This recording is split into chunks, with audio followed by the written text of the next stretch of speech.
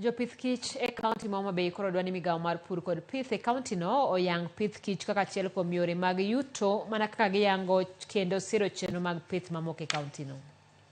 Jopith kich go ka okalo riwruok margi mong'ere kaka Homa Bay County Beekeepers Association ywak ni kit pith magitimo no kosebedo ka idewo kendo jwang' gi maonge sir magiyudo mar ting'o malo pith magitimo.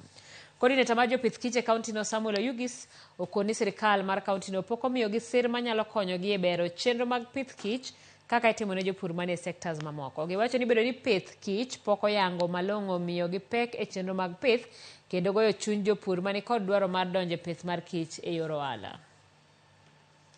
Wagombo ne ogandawa ong'e ni pith mar kich en gima kare kendo en gima nyalo konyo oganda kifamilia e chulo school fees, weche mag medication gi gima nade minyalo gombo ni mondo itim. En venture maber kabisa. To wan gi chandruok kaka farmers e bwo karwa mar Homa Bay County. Kich farming ni pok obedo identified kaka gima nyalo konyo oganda. County government pok omiye teko. Sirikal mamalo bende pok omiyowa teko. Ne wakwayo sirikal mar county mondo bi mondo konywa kaka an the coordinator. I'll coordinate everything mondo mi jowa oyud konyruok.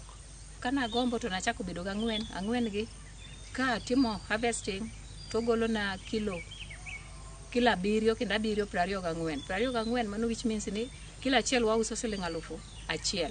Koro mana an 24,000. Koro ayudo kaber anyalo chulo fees. Koro gima agombo ni kaber to wayudo support ko e county government mondo mi wa support ma wanyalo medo godo gigewa mag pidho kich sanduge nikech gitin. Koro ka wan gi sanduge 10 mano which means ni wanyalo yudo Sh70,000 sama watimo keyo.